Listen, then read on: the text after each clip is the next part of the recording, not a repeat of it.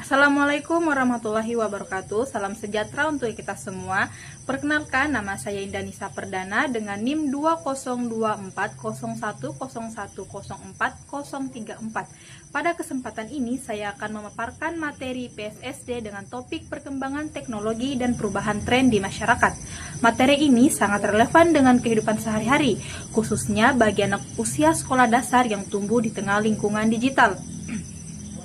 Perkembangan teknologi tidak hanya menghadirkan kemudahan, tetapi juga membawa perubahan sosial yang cepat, termaksud perubahan cara berkomunikasi, berinteraksi, dan membentuk kebiasaan baru di masyarakat. Oleh karena itu, melalui pembelajaran IPS di SD, siswa perlu dibekali pemahaman agar mampu menyikapi perkembangan tersebut secara bijak dan bertanggung jawab. Perkembangan teknologi digital seperti gawai, internet, dan media sosial telah menjadi penggerak utama perubahan sosial dalam masyarakat. Teknologi mengubah cara manusia berkomunikasi, bekerja, belajar, hingga membangun identitas sosial. Komunikasi yang sebelumnya berlangsung secara langsung, kini banyak terjadi secara daring, cepat, dan lintas ruang. Di sisi lain, perubahan ini melahirkan berbagai tren baru seperti budaya bermedia sosial, belanja daring, pembayaran non-tunai, dan terbentuknya komunikasi virtual. Namun, perkembangan teknologi juga membawa risiko seperti penyebaran hoaks, manipulasi opini, dan perundungan digital. UNESCO menegaskan bahwa literasi media dan informasi sangat diperlukan agar masyarakat termaksud anak-anak mampu terlibat secara kritis dan aman di ruang digital. Inilah alasan mengapa topik ini penting dibahas dalam pembelajaran IPS SD. Teknologi sebagai agen perubahan sosial. Teknologi tidak hanya dipahami sebagai alat, tetapi juga sebagai agen perubahan sosial.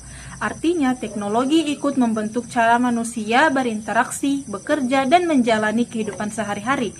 Masuknya teknologi ke dalam masyarakat menyebabkan perubahan pada 3 aspek utama. Pertama, struktur sosial, misalnya munculnya pekerjaan berbasis platform digital. Yang kedua, pola relasi sosial, seperti komunikasi melalui media sosial dan grup daring. Yang ketiga, nilai dan budaya, misalnya perubahan gaya hidup dan cara memperoleh informasi. Dalam konteks IPS SD, guru perlu membantu siswa memahami perubahan ini secara sederhana, misalnya dengan membahas perbedaan kebutuhan dan keinginan dalam konsumsi digital atau dampak penggunaan gawai terhadap interaksi keluarga. Perubahan tren masyarakat di era digital. Perkembangan teknologi mendorong munculnya berbagai tren baru di masyarakat. Beberapa tren yang relevan dan pembelajaran IPS SD antara lain, yang pertama, tren komunikasi cepat dan visual, seperti penggunaan pesan singkat, emoji, dan video pendek. Komunikasi menjadi lebih praktis namun berpotensi menimbulkan kesalahpahaman.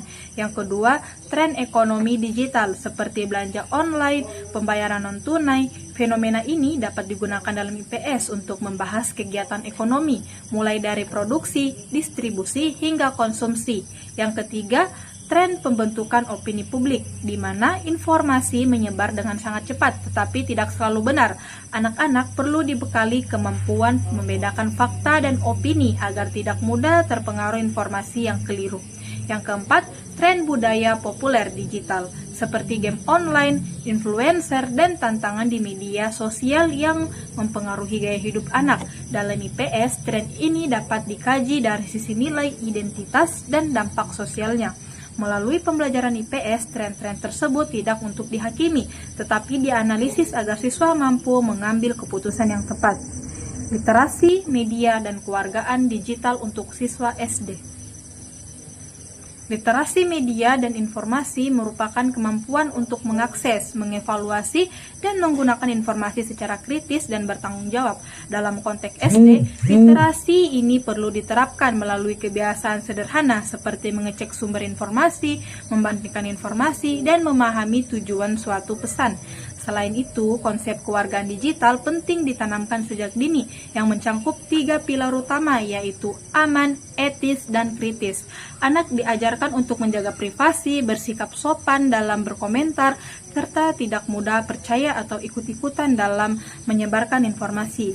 Pembelajaran IPS dapat mengintegrasi literasi media melalui kegiatan sederhana seperti menganalisis iklan, membaca berita anak, atau membuat poster tentang etika bermedia sosial.